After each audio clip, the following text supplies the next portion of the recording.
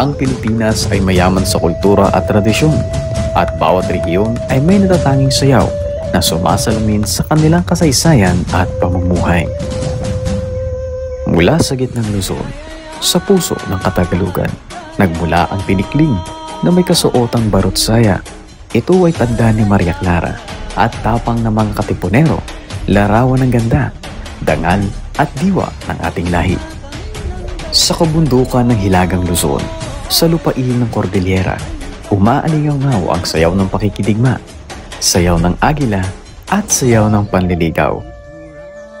Sa Timog Luzon, nagsasanib ang luma at makabagong sayaw na sumasalamin sa pagbabago ngunit matapat sa tradisyon.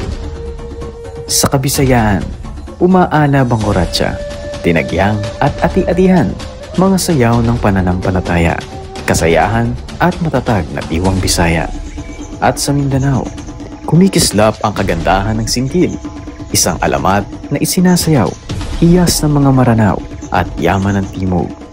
Ito ang ating kultura, ito ang ating kasaysayan, mga sayaw na nagsasalaysay ng ating pinagmulan at magpapaalala kung sino tayong mga Pilipino, nagkakaisa sa pintig ng tradisyon at diwa ng bayan.